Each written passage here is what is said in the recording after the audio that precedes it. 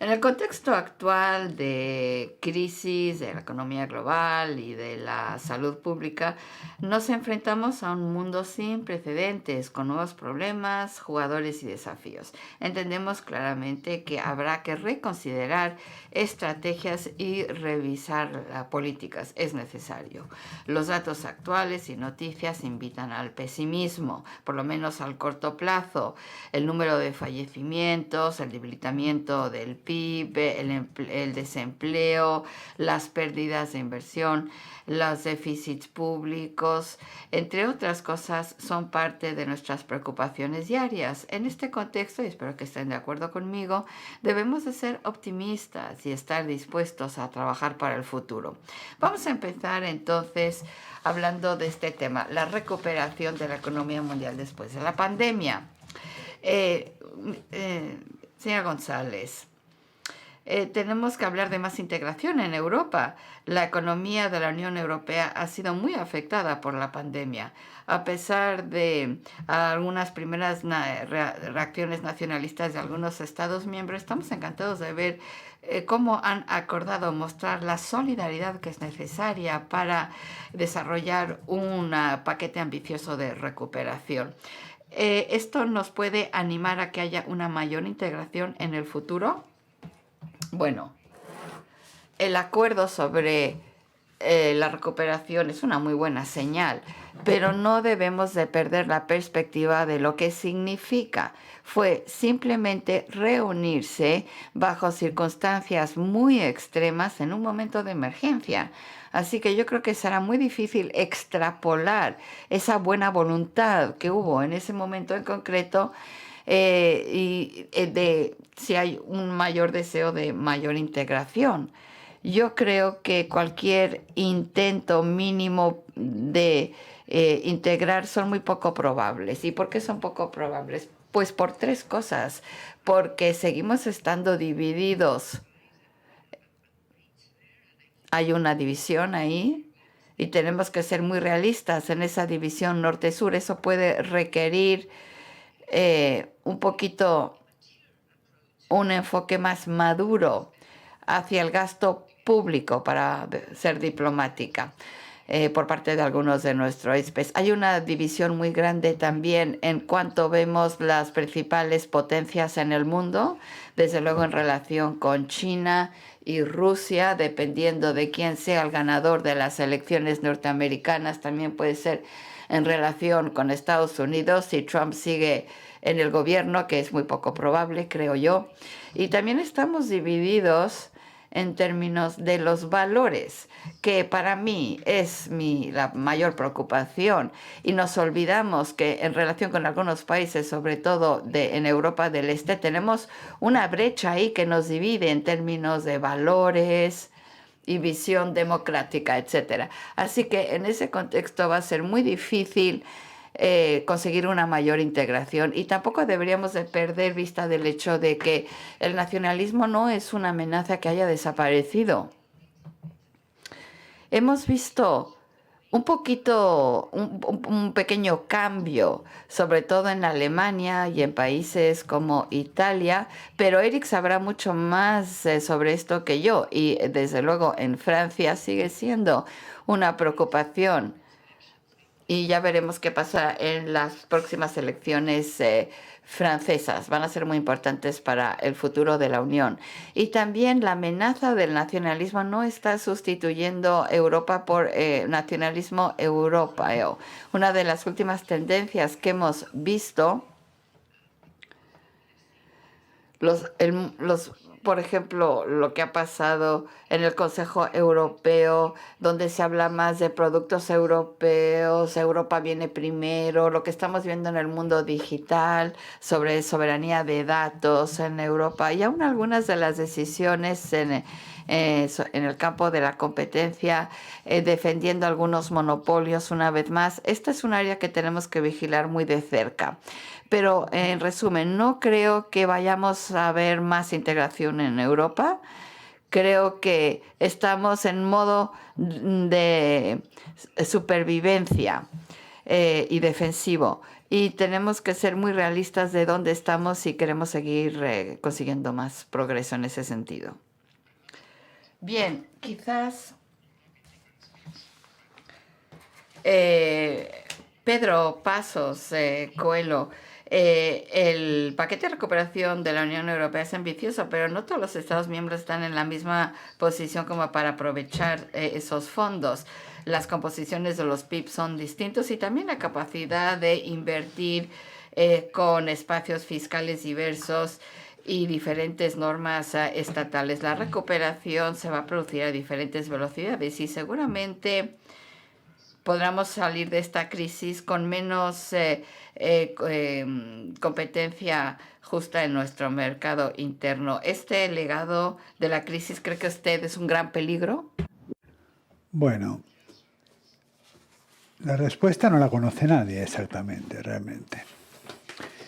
Hay algunos peligros en la forma en la que los países abordan las crisis, porque, como usted ha dicho, hay distintos espacios para el activismo fiscal en distintos países. No todos los países se vieron afectados en igual medida, no solamente porque tuviesen un ratio de PIB diferente o porque tuviesen una política fiscal distinta, pero porque en la composición del PIB, algunos de ellos en el sur estaban más expuestos al sector turístico y por lo tanto se vieron más afectados que los países del norte de Europa. Pero, desde luego, la forma en la que cada uno de los países ha respondido, y no estoy centrándome en el plan de recuperación español, estoy hablando de las políticas nacionales.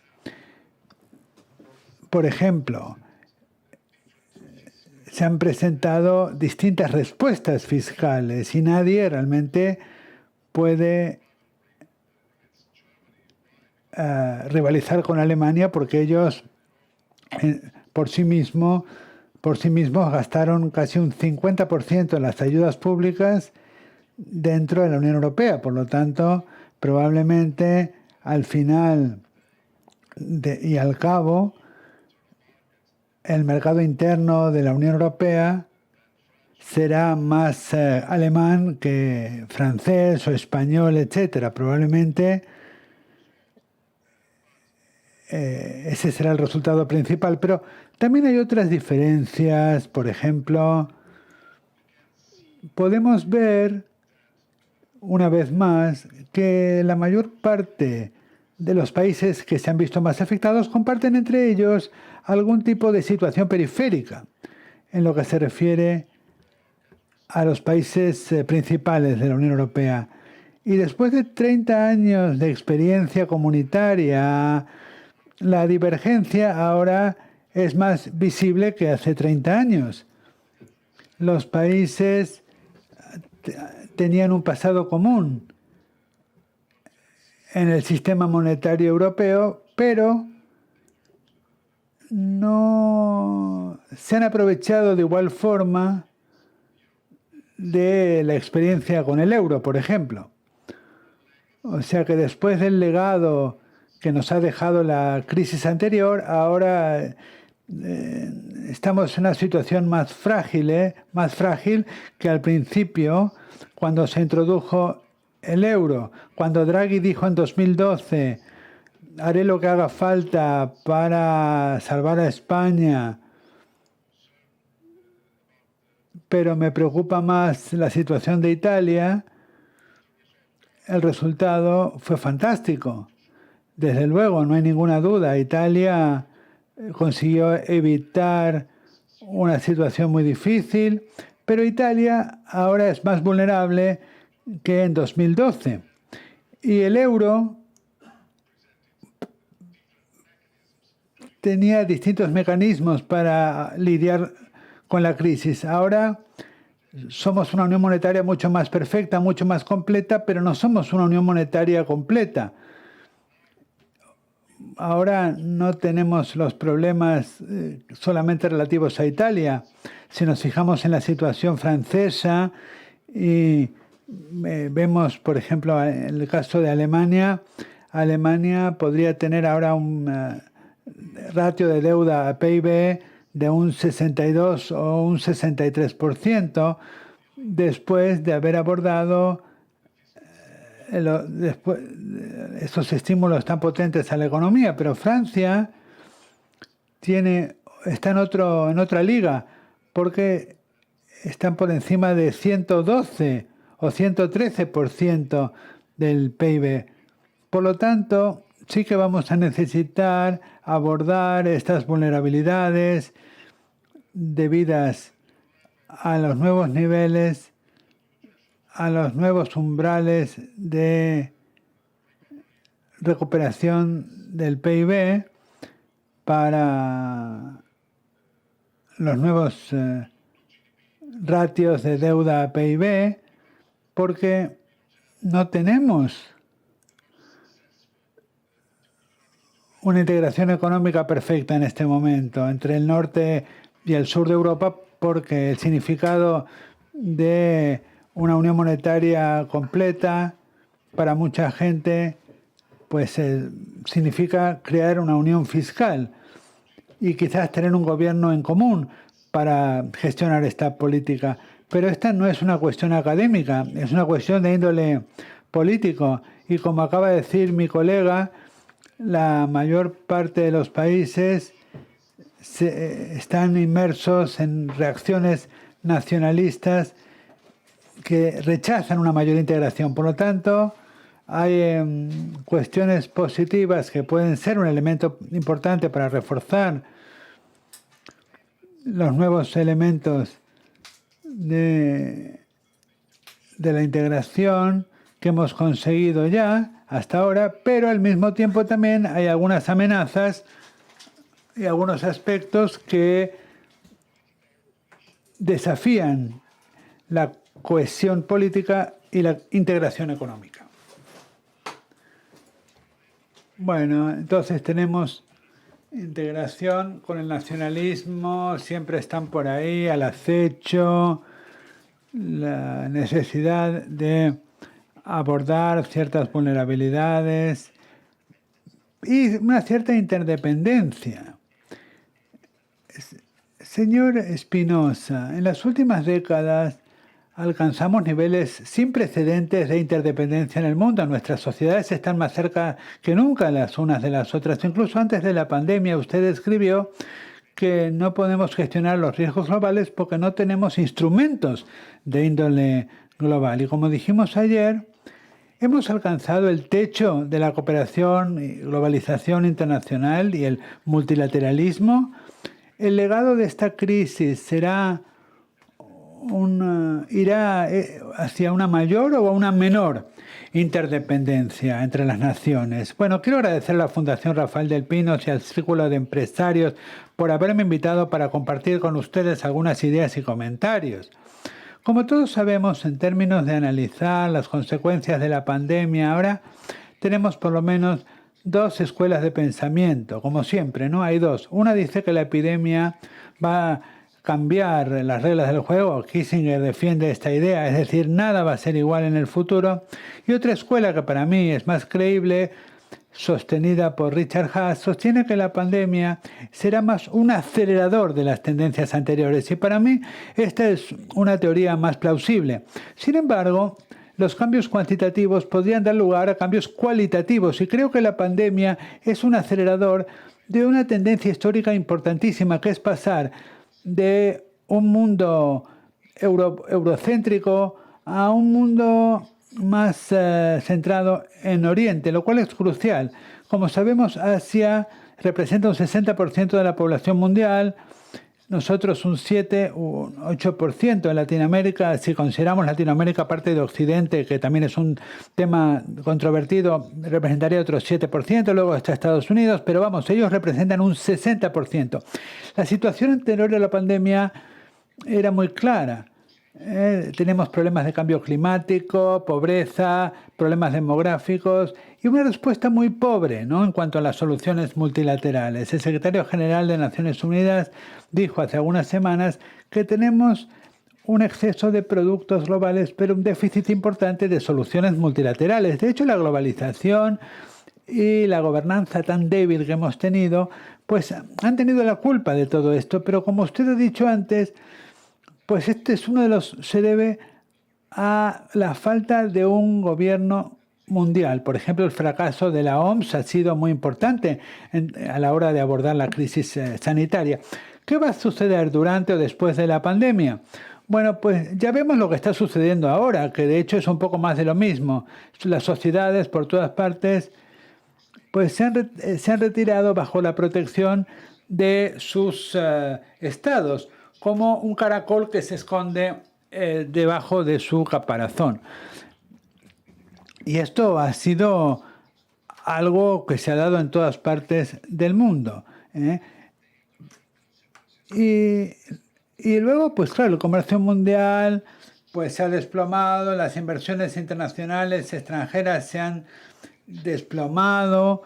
Creo que estamos asistiendo a una reestatización del mundo industrializado y del mundo global. Por ejemplo, recientemente una ONG norteamericana que monitoriza el estado de la democracia en todo el mundo elaboró un informe sobre la democracia en confinamiento. Mostró que la combinación de estados de excepción o de alarma y una mayor interferencia de los estados en la economía y una sociedad civil atomizada pues va a dar lugar a una democracia de menor calidad en todo el mundo, y esto va a dar lugar a pues grandes problemas sociales.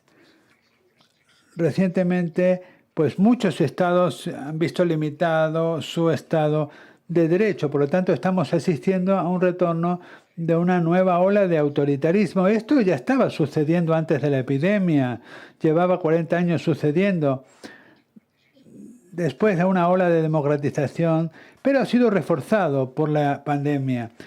Desde luego, el papel cada vez mayor del Estado pues requiere menos medidas multilaterales. Vemos hombres fuertes en muchos países, en Rusia, en China, en Turquía, que realmente pues es una cuestión muy, muy notable. Y la respuesta a la pandemia en el oeste, en el occidente, en Europa, no ha sido realmente demasiado prometedora. Y en China tampoco. En China, Japón, Corea del Sur tampoco. Vemos que el siguiente paso, ¿cuál será? ¿Qué pasará con la globalización? Bueno, no lo sé realmente. Ahora estamos en una situación en la que no podemos ver hacia adelante. Los economistas pues lo han analizado. Y estamos en una situación de incertidumbre radical, porque podrían volver problemas del pasado. Los economistas, en un informe sobre la evolución de la globalización, han destacado que la globalización puede estar mermada, pero no ha desaparecido. Yo veo 4 tendencias principales que afectan a la globalización. En primer lugar, Japón, por ejemplo, gasta mucho dinero al traer sus fábricas otra vez a Japón. Luego, una mayor diversificación. Los países pobres pues están haciendo una aportación importante. Tenemos 80.000 productos en los que 1 o 2 países representan la mayor parte, y esto no es sostenible. Y luego globalización, la producción de productos globales, creando un factor de atracción para nuevas industrias y servicios. Y por último, la digitalización y el trabajo remoto va crear una nueva situación en materia de servicios y bienes intangibles que beneficiará a países como la India en perjuicio de las fábricas tradicionales como China. Pero quiero incidir en esta idea de la incertidumbre radical. No descartaría que la globalización antigua pueda recuperarse rápidamente. No lo sabemos. Gracias. Muchas gracias por esta descripción de la situación. Y está este elemento de falta de gobernanza a nivel global.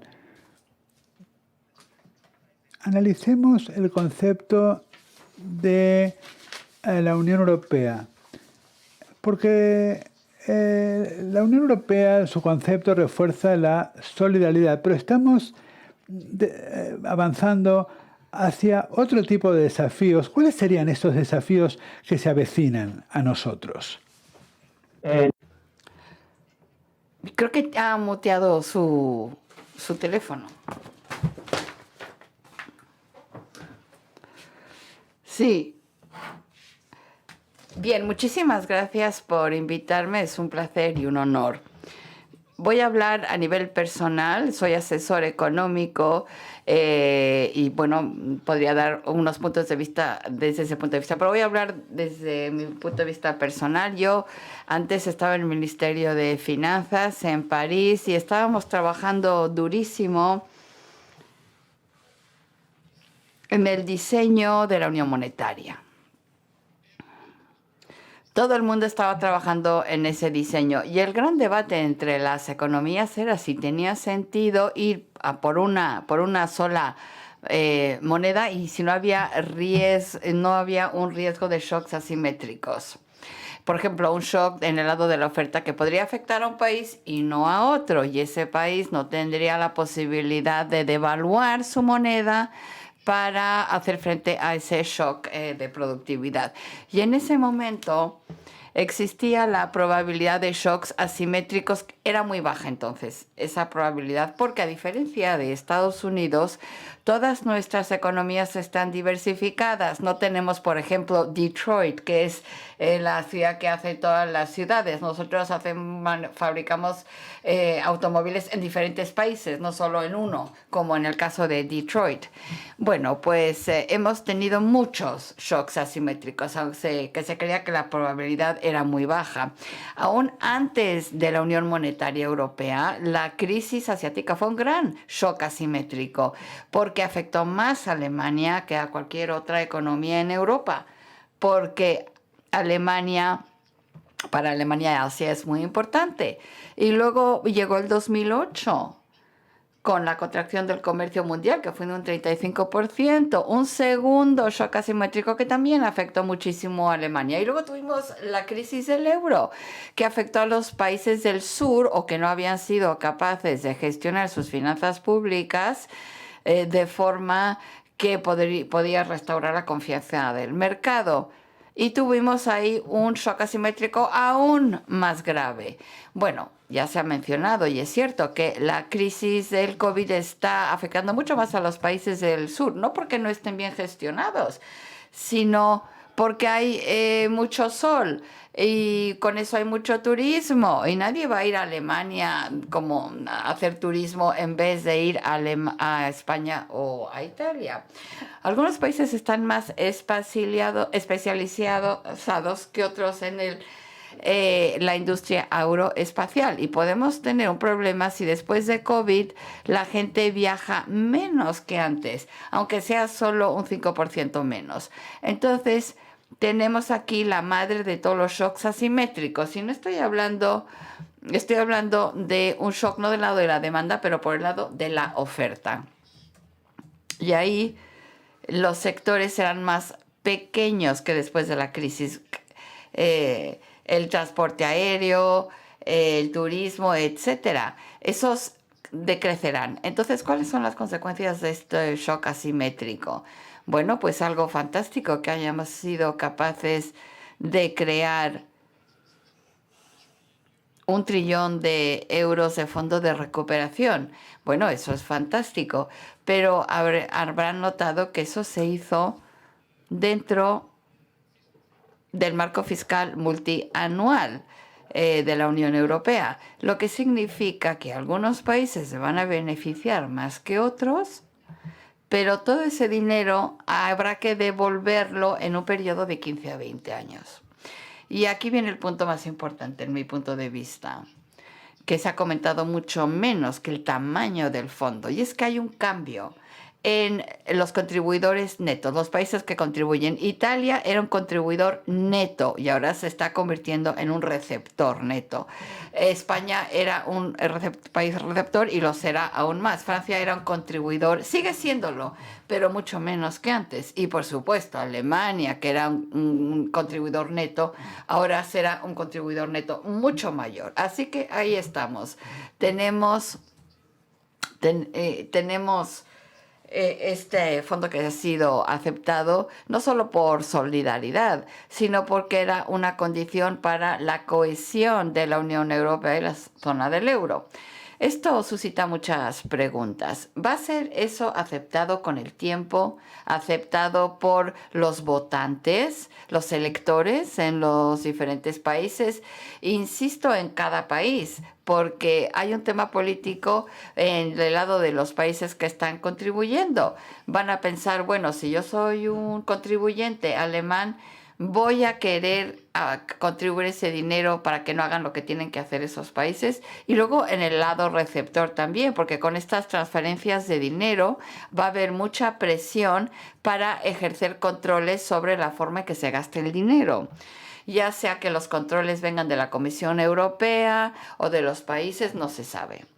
Pero esto suscita un problema y creo que es bueno que se estudie de frente, que se encare de frente. Habrá controles, pesos y frenos y contrapesos que vendrá con esta solidaridad.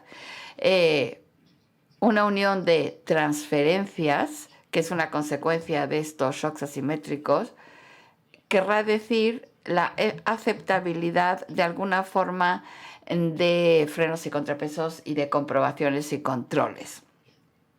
Bien, no voy a elaborar más, pero creo que tenemos que ser conscientes de ello. Y luego tenemos la cuestión de cómo adaptarse a un shock por el lado de la oferta. Y aquí no sabemos exactamente cuál va a ser el tamaño de ese shock en el lado de la oferta. Tenemos, claro, turismo y otros sectores, pero sí que sabemos que va a existir ese shock. Y independientemente de las transferencias está la cuestión de la flexibilidad que tiene cada economía para adaptarse a este shock asimétrico. Tomemos el ejemplo de la crisis de la zona del euro. Algunos países que tenían problemas, y España era uno de ellos, lo hizo mucho mejor que otros.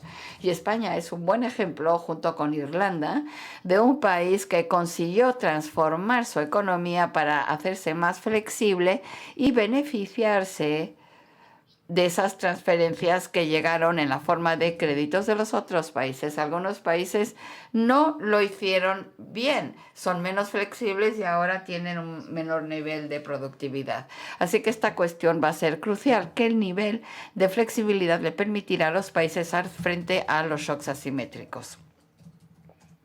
Un área donde es urgente progresar es tener una integración más profunda en lo que se refiere a la unión de capitales. Estoy hablando de los mercados de capitales. Si hay un shock asimétrico, habrá sectores que se van a beneficiar y habrá otros sectores que van a disminuir con el tiempo. Así que no solamente necesitamos adaptar la fuerza laboral, sino una reasignación de financiación, y para eso necesitamos una unión bancaria. Necesitamos que los países acepten lo que llamamos transferencias de propiedad. Y tenemos que dar más pasos en la unión bancaria y el proceso de resolución de los bancos será importantísimo después de la crisis del COVID. que va a dejar a los bancos el peor estado, puesto que han prestado a empresas que van a quebrar. Así que son grandes desafíos, pero también grandes oportunidades de forma inteligente, entrar más en profundidad en la integración europea, aunque sea en la forma de una unión de transferencias. Muy bien, muchas gracias. Muy interesante el tema de la unión de transferencia cuando hablamos de la naturaleza de la Unión Europea. Volveremos sobre estas cuestiones de solidaridad, etcétera, al final de la sesión. Bienvenido, profesor Wolf. Hemos tenido un problema técnico y no se pudo usted conectar al principio de la sesión. Así que tenemos una pregunta ahora para usted. Sobre la digitalización y disrupción tecnológica. Estados Unidos y China están compitiendo por el liderazgo del mundo en la tecnología, mientras que la Unión Europea está un poquito rezagada. Pero en Europa somos líderes en políticas de cambio climático, de digitalización. Estos son dos sectores que son importantísimos para nuestro futuro. ¿Seguiremos siendo líderes en cambio climático al mismo tiempo que nos ponemos al día en tecnología? ¿Qué piensa usted? En primer lugar, muchísimas gracias una vez más por esta invitación. Sí, tuve algunos problemas técnicos al principio, pero es un gran placer el poder estar finalmente con ustedes y hablarles sobre estos temas tan importantes. Yo pensaba que, bueno, creo que tengo que hacer 3 breves observaciones. La primera tiene que ver con la pandemia y dónde estamos ahora mismo. La segunda es sobre el Fondo de Recuperación Europeo. Y el tercer comentario es sobre la cuestión que acaba usted de suscitar, la digitalización y el Green Deal, porque todos ellos, bueno, y claro, cómo todo esto interactúa con las elecciones norteamericanas. Así que voy a ser muy breve en los primeros 2 puntos, porque estoy seguro que ya han cubierto parte de este tema y me voy a centrar más en el tercer tema. Pero bien, brevemente sobre las primeras 2 cuestiones. Yo creo que ese es un momento importantísimo en la pandemia, donde todos tenemos que pensar con mucho cuidado y mucha profundidad, porque estamos entrando en la segunda ola de un confinamiento. Y si seguimos con la estrategia actual, vamos a tener una recesión en forma de W, una política de stop and go, donde paramos la economía, confinamos y luego la volvemos a iniciar y luego volvemos al confinamiento, porque siempre hay una esperanza de que se haya contenido el virus y si abrimos demasiado pronto y demasiado tiempo se disemina el virus. Y las empresas, claro, en esta situación no van a consumir y no van a invertir. Así que hay un riesgo muy real de que esto traiga un daño gravísimo y muy duradero a la economía. Y no podemos estar, bueno, esperando que llegue la vacuna pensando que lo va a resolver todo. La vacuna va a llevar su tiempo y si no tenemos suerte, la vacuna quizás ni siquiera sea lo suficientemente buena como para superar la situación. Así que creo que el primer deber de los decisores políticos en este momento es pensar más en cómo contener la pandemia haciendo un seguimiento con unos apps de seguimiento, de rastreo. Tenemos que también mejorar la capacidad de hacer tests rápidos, de forma que cuando viajemos a ver a nuestra familia en Navidad podamos hacer el test antes de verles. Estas cosas se tienen que desarrollar y hay que avanzar rápidamente en estas cosas. Y si me permiten añadir un punto aquí, se habla mucho de derechos de privacidad cuando hablamos de estas apps. Yo soy un fan de los derechos de privacidad y de los derechos fundamentales, pero estamos restringiendo ahora mismo muchos de esos derechos fundamentales con el confinamiento. No queremos, al mismo tiempo que no tenemos que tocar esos derechos y existe la necesidad en la sociedad de debatir cuál es el equilibrio entre estas cosas, estos derechos, los derechos fundamentales que están siendo infringidos por nuestras políticas de confinamiento. Bien, este es el gran debate, el primer debate, y si no podemos resolverlo, vamos a sufrir mucho desde el punto de vista económico, pero también de la sociedad, y durante mucho tiempo. Y mi segundo comentario es sobre el Fondo de Recuperación Europeo. Seguro que ya habrán hablado de ello. El Fondo Europeo de Recuperación es un hito, es un adelanto, nos sitúa en un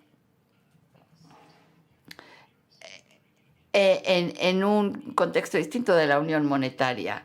Si queremos que sea algo más que algo puntual, sino que algo que cambie de estructuralmente la forma en que funciona la unión monetaria, si queremos reutilizarlo cuando haya una segunda crisis, tendremos que conseguir que los mecanismos de gobernanza sean los debidos.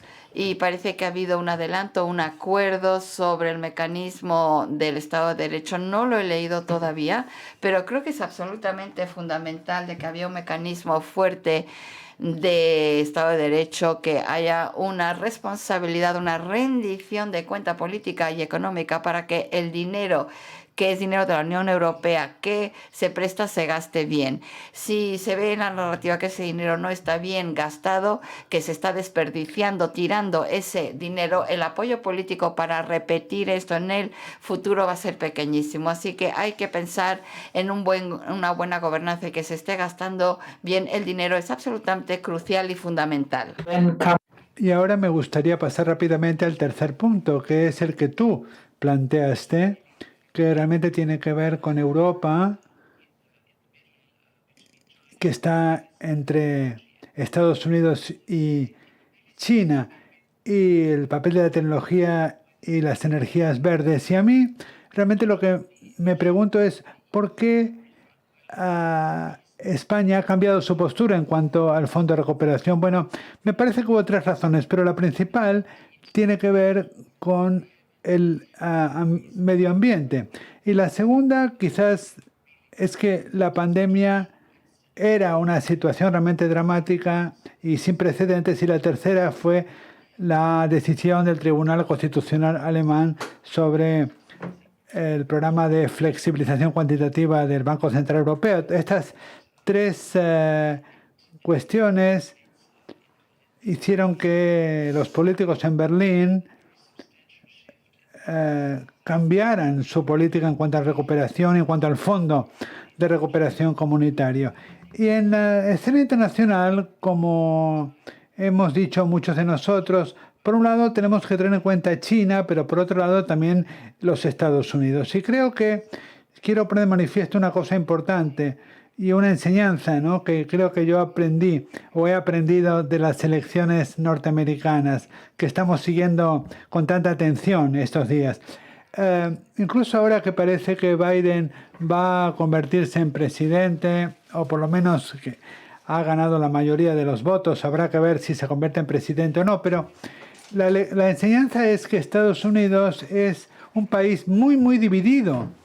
Y esto no solo significa que mira hacia adentro, porque podría estar mirando hacia adentro y resolver sus problemas, pero también quiere decir que no podemos fiarnos de Estados Unidos como un socio fiable, porque dentro de 4 años quizás gane las elecciones otro presidente populista. Por lo tanto, esta idea de que simplemente porque Biden sea moderado y haya ganado las elecciones podamos volver a aquella época del entendimiento transatlántico, pues no, yo creo que la cosa es que Estados Unidos no es el país que pensábamos que era, y tampoco ha habido una victoria aplastante de Biden, ha sido prácticamente un 50-50. Por lo tanto, A mí me preocupa bastante la situación de Estados Unidos y la estabilidad de Estados Unidos y la fiabilidad de Estados Unidos a largo plazo y como socio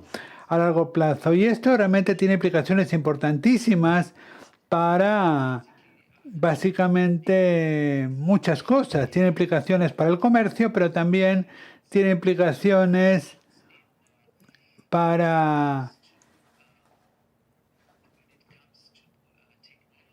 la tecnología y a las políticas verdes. Por lo tanto, hablemos un minuto de la tecnología y del espacio verde. Yo creo que en cuanto a la tecnología,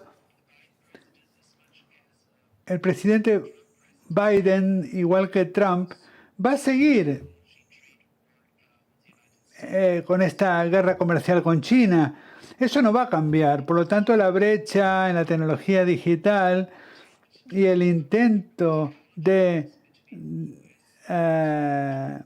ganar la batalla tecnológica va a continuar y esto tendrá consecuencias tremendas para las empresas europeas, porque las empresas europeas están a ambos lados, han invertido a ambos lados y dependen de las cadenas de valor tecnológicas tanto procedentes de China como de Estados Unidos. Por lo tanto, el pensamiento verde y cómo podemos conseguir soberanía tecnológica, pues la cosa realmente adquiere una gran importancia. Por lo tanto, este espacio es uno de los más interesantes y más importantes que debemos observar en los próximos 2 o 3 años.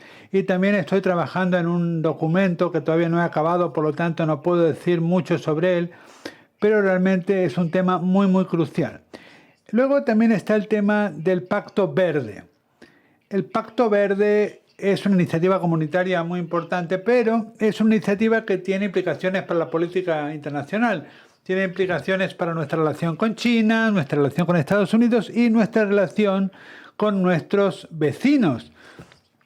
Y cuando hablamos de Estados Unidos, como he dicho, de las elecciones norteamericanas, yo hubiera esperado una victoria más aplastante de Biden también en el Congreso, porque esta victoria hubiera permitido avanzar con un pacto verde junto con Estados Unidos y acordar conjuntamente sobre el tema de los ajustes de carbono, que es algo crucial para evitar la fuga de productos intensivos en carbono fuera de la Unión Europea.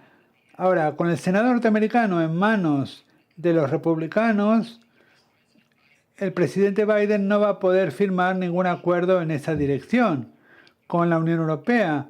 Y por lo tanto, esto lo que significa para la Unión Europea es que tiene que elegir: firmamos un acuerdo verde sin estos ajustes o un acuerdo verde con estos ajustes, pero enfrentándonos a una oposición muy fuerte por parte de Estados Unidos. Por lo tanto, creo que avanzar con nuestro pacto verde va a ser mucho más difícil si el Senado lo ganan los republicanos. O sea que con este comentario no tan optimista voy a poner fin aquí a mis comentarios y pasar la palabra al moderador. Gracias, señor Wolf. Sabemos que Bruegel está analizando muy activamente la estrategia comunitaria en este escenario. Muchas gracias por sus comentarios y por participar en esta sesión. Sigamos. Y pasemos ahora al Reino Unido. Tenemos a nuestra oradora, a Miriam. ¿Qué posibilidades hay de un acuerdo negociado con la Unión Europea tras el Brexit? Yo creo que son pocas, ¿no? Estamos avanzando hacia un Brexit duro. ¿Qué impacto tendría un Brexit duro en el proceso de construcción comunitaria? Esto permitiría que los 27 países de la Unión Europea avanzaran más rápidamente hacia la integración, o tendría el efecto contrario. Bueno, como ha dicho correctamente, la perspectiva de un Brexit blando cada vez es más lejana. Yo personalmente pienso que vamos a tener un acuerdo, y si nos fijamos en la situación de Boris Johnson, el primer ministro británico, está en una posición muy débil, por lo tanto necesita pues algún tipo de acuerdo. Ha quedado claro hace tiempo que ese acuerdo sería lo que llamamos en la jerga un acuerdo de mínimos, es decir, un acuerdo muy básico que no tendría nada que ver con el tipo de relación que tenemos actualmente con el Reino Unido. Las cosas han cambiado un poquito, y las cosas van cambiando y cambiarán dependiendo de quién sea el presidente electo de Estados Unidos. Si Donald Trump se convierte en presidente, que es muy poco probable, en ese caso Boris Johnson tendrá un poco más de margen para intentar alejar al país de la esfera de influencia de Europa y dirigirlo más hacia la esfera de influencia de Estados Unidos. Ahora, si Biden es presidente, que parece que cada vez esto es más probable, cada vez tiene más votos en Nevada, por lo tanto quizás ese sea el resultado, pero si Biden resulta elegido, ahí veremos que Boris Johnson en las próximas semanas o incluso antes de que Biden asuma el cargo puede flexibilizar un poco su posición con respecto a la negociación. Y tengo que decirles quizás, bueno, que yo realmente no comparto tanto la opinión de que Biden no va a cambiar mucho en términos de la relación transatlántica.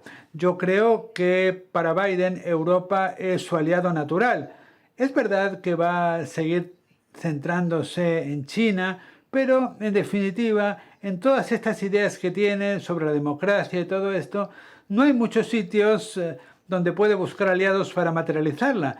Por lo tanto, yo creo que el hecho de que no tenga el Senado quiere decir que el único lugar en el que pueda dejar una impronta si se convierte en presidente es precisamente en las relaciones internacionales.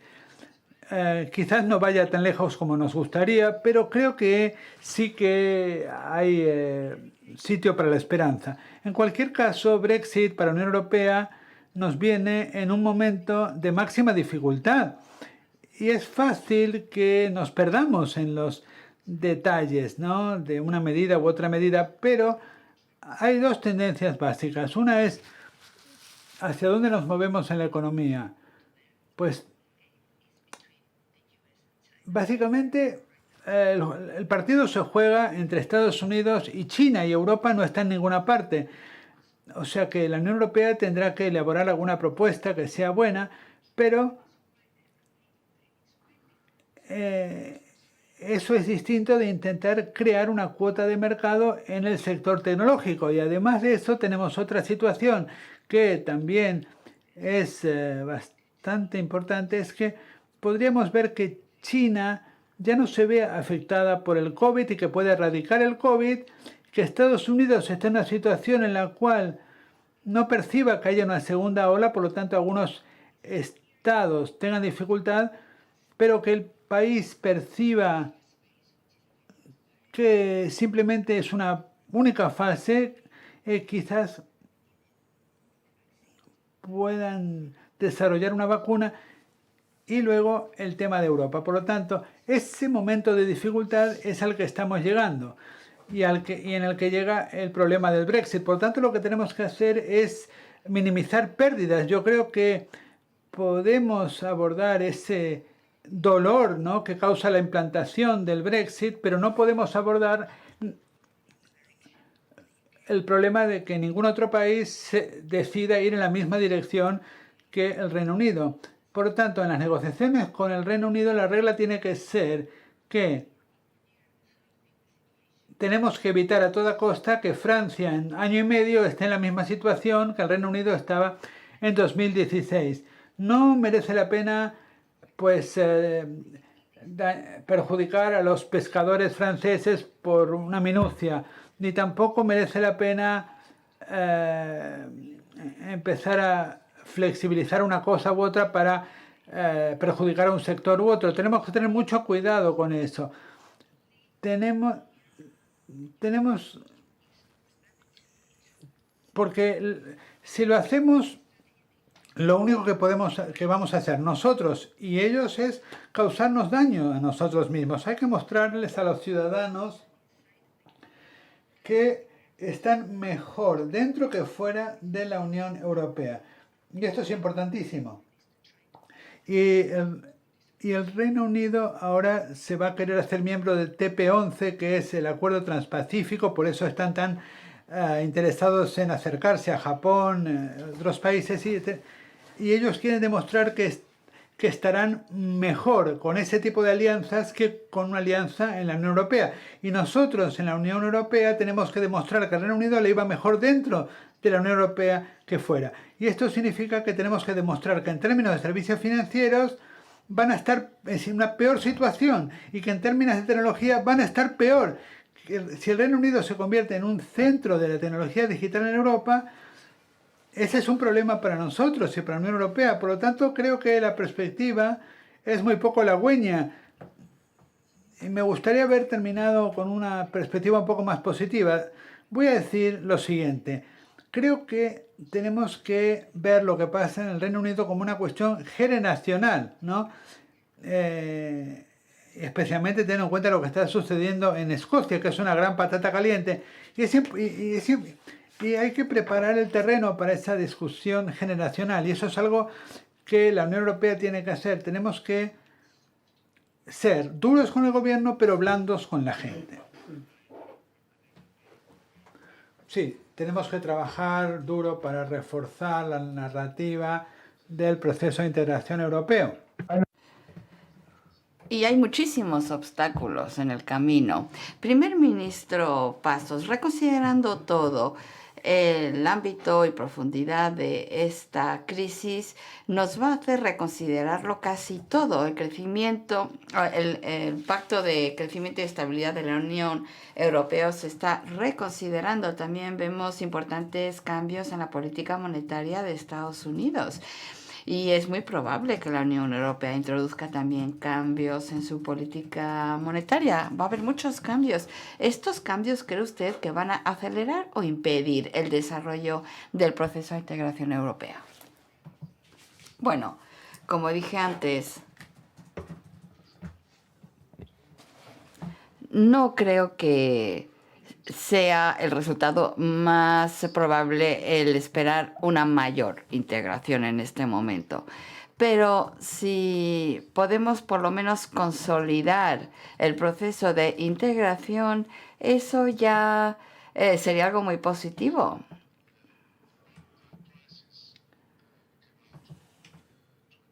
Cuando finalizó la crisis en el 2014, no teníamos los mecanismos permanentes para hacer frente a una crisis en la unión monetaria. Sigue habiendo falta de estos mecanismos. No hay un proceso completo en la unión, de la unión bancaria, pero casi. Nos va a llevar más tiempo, más años, el conseguir una unión financiera entre los países europeos. Pero creo que debemos de ser optimistas en cuanto a este tipo de objetivos. Pero no creo que, por ejemplo, el nuevo mecanismo de resiliencia pueda transformarse en uno permanente. No es probable de que lleguemos a ello. Debo decir que la división entre el norte y el sur y los países centrales y periféricos no no ha cambiado en cada crisis. Esa división se ha hecho más profunda en cada crisis. Ahora tenemos más diferencias y divergencias que antes. El profesor Cheney decía que quizás podamos tener una unión de transferencias con los nuevos mecanismos. Pero no debemos de olvidar que el marco financiero representa el 1% del PIB europeo. Así que no es una transferencia permanente, o sea, una unión de transferencia permanente. Y el nuevo mecanismo para que sea permanente y para que represente una respuesta centralizada fiscal como respuesta a los shocks asimétricos por el lado de la oferta es muy poco probable, porque la solución financiera para un mecanismo permanente querría decir que serían necesarios más transferencias en el futuro. Después de Brexit no es probable que la mayoría de los países estén de acuerdo con ello. Así que, ¿qué podemos esperar?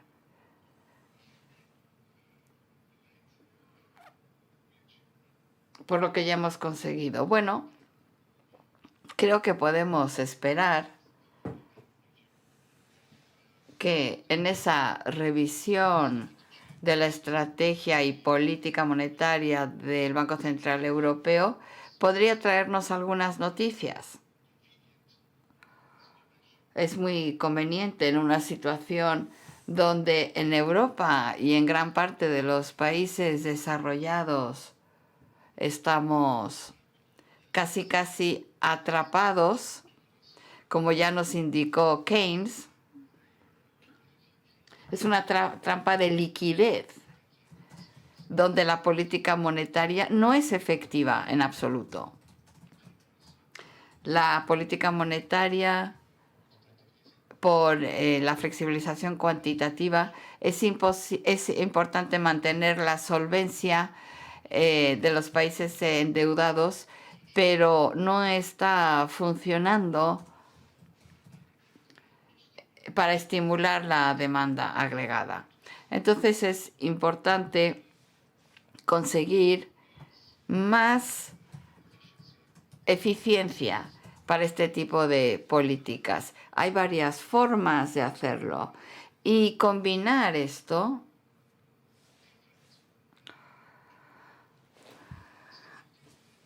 de una forma distinta con los criterios del Pacto de Crecimiento y Estabilidad. Y supongo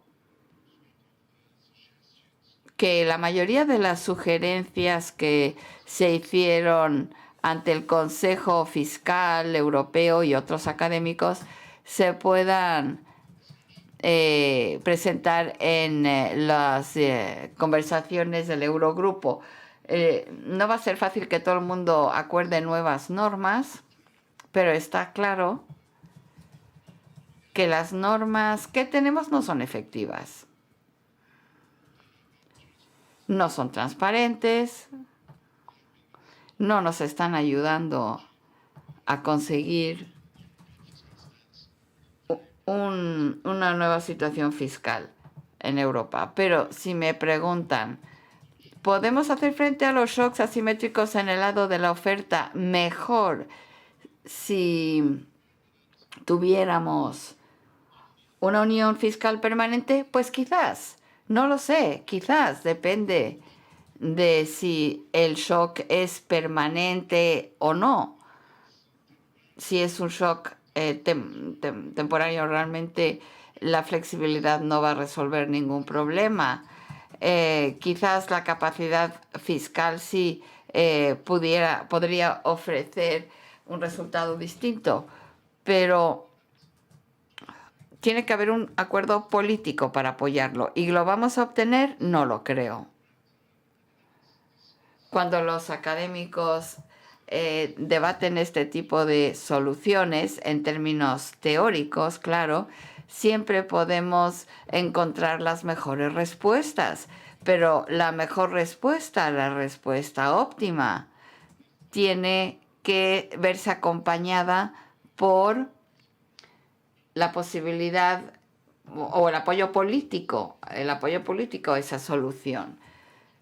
Y para los próximos 2 años no veo ninguna voluntad política de transferir impuestos o gasto público al centro de la Unión Europea. No veo ninguna posibilidad de tener una tesorería europea que emita deuda para proporcionar las transferencias necesarias a las regiones más afectadas por los shocks asimétricos. Y el shock asimétrico más importante para el cual podemos encontrar una solución depende del Estado-nación. No es concebible que el Estado-nación pueda resolver este tipo de asimetrías. Entonces, no existe ninguna posibilidad, en mi opinión, de avanzar más en la unión política, en la integración política. Y sin integración política no podemos tener una unión fiscal.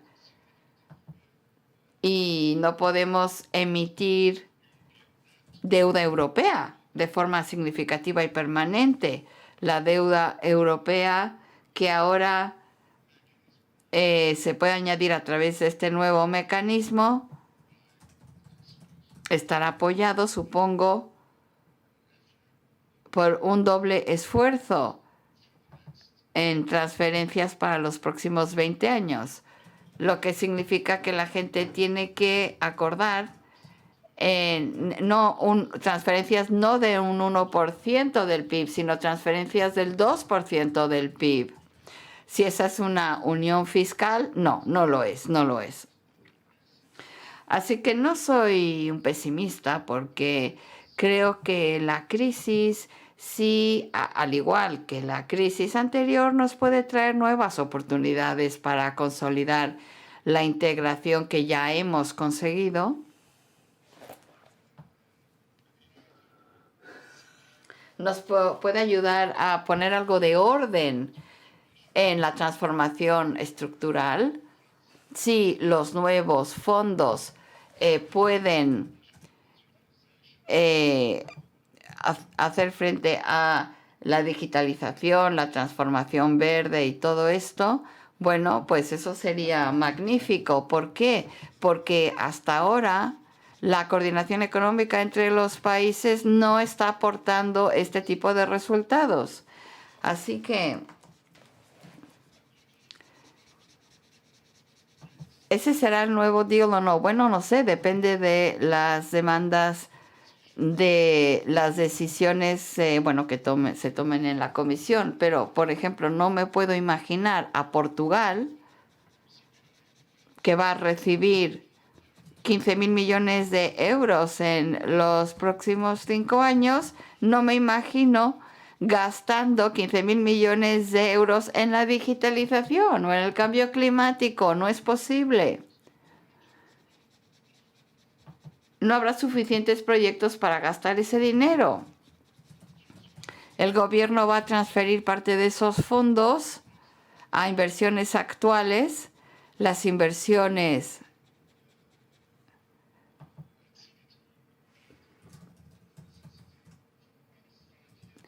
que no se han hecho en los últimos 5 años.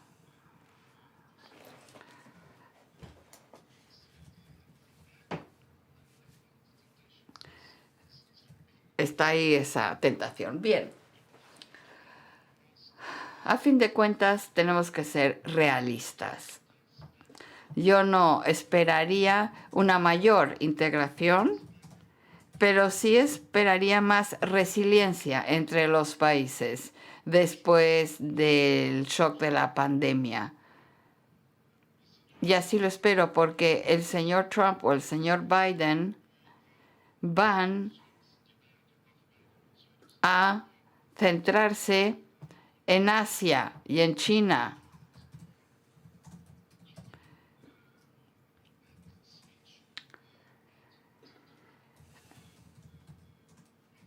Pero el problema de la economía norteamericana sigue estando ahí, esté Trump o esté Biden en la Casa Blanca.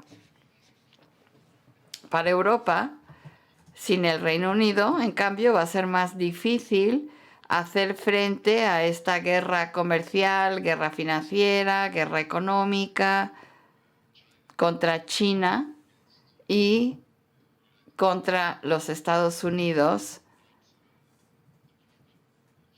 cuando veamos el problema desde el lado asiático del mundo o en el lado norteamericano. Así que Europa tiene que acordar la necesidad de llegar a un mayor consenso entre los países.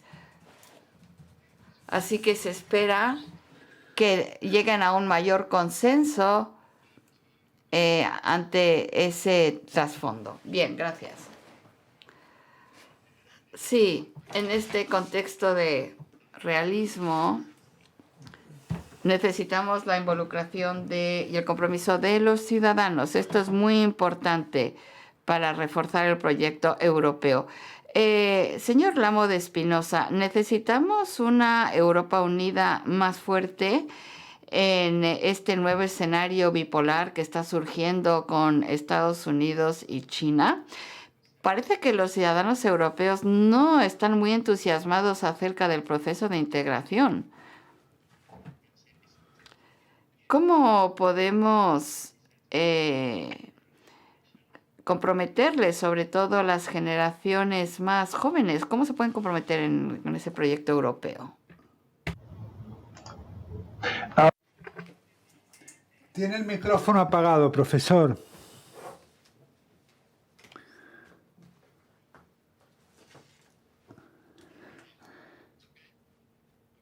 ¿Ahora me oyen? No, decía que como nos estamos quedando sin tiempo y me tengo que marchar ya mismo, no tengo más remedio que ser breve. Me voy a saltar algunos comentarios que me hubiera gustado formular en cuanto a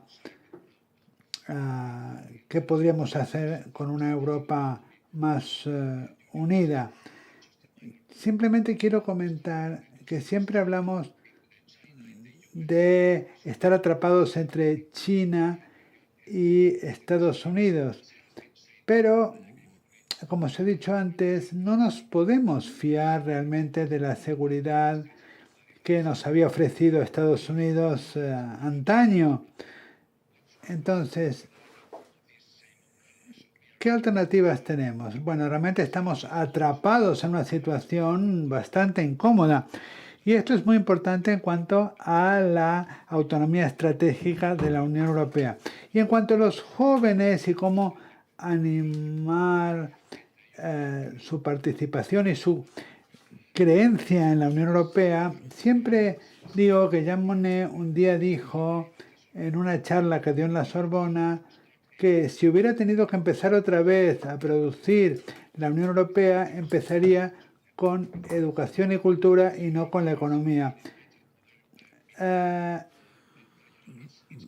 Es importante este comentario porque si él hubiera empezado con cultura y educación y no con la economía, la Unión Europea probablemente nunca hubiera existido, porque se construyó sobre la base de intereses y no sobre la base de la generosidad.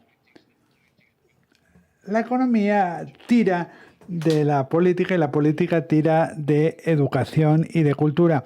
Y esto ha funcionado durante bastante tiempo, pero ahora hemos llegado a una fase en la que ya no funciona.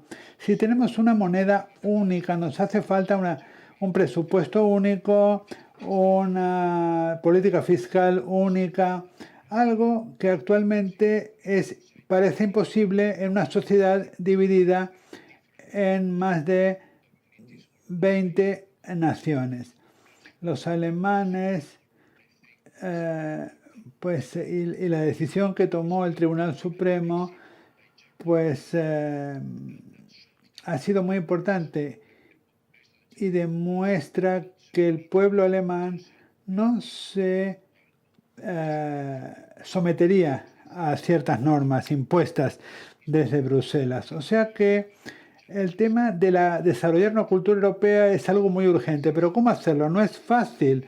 Quiero mencionar algunas herramientas que sí que se podrían utilizar para ese propósito tan importante. En primer lugar, la educación. Los programas Erasmus han hecho más para crear un espíritu europeo que cualquier otro programa. Tenemos que ser capaces de producir en este contexto una historia de Europa. La historia de Europa debería convertirse en una asignatura en la escuela secundaria. Es increíble. Recuerdo la última vez que fui a Estados Unidos, la gente me preguntaba si era europeo, no si era francés, español o italiano. Por lo tanto, ellos nos ven como europeos. La identidad europea se percibe en el extranjero, pero por desgracia no se percibe dentro del continente. La segunda herramienta, evidentemente, haría falta un mercado laboral europeo. El movimiento de trabajadores, especialmente los del sector servicios, debería alentarse. El mercado único deja mucho que desear y es muy vulnerable a todo tipo de shocks asimétricos. Tenemos que producir un mercado laboral mucho más fuerte en toda Europa y esta sería la herramienta más eficaz. Luego, en tercer lugar, la política. Elecciones europeas deberían ser totalmente europeas y no nacionales, con listas paneuropeas, eligiendo también a los comisarios, alguien que represente a Europa en su conjunto. Y probablemente la cuarta herramienta, y esta es mucho más complicada, sería la comunicación. Los medios, una televisión europea, una agencia de noticias, poder crear un espacio público europeo, un ágora, para enfrentarse a las narrativas eurófobas y populistas. Estoy seguro de que habría otros instrumentos, pero estos son los 3 o 4 más importantes que se me ocurren para este debate. Gracias. Nos quedan 2 minutos, pero bueno, me voy a permitir formular la última pregunta.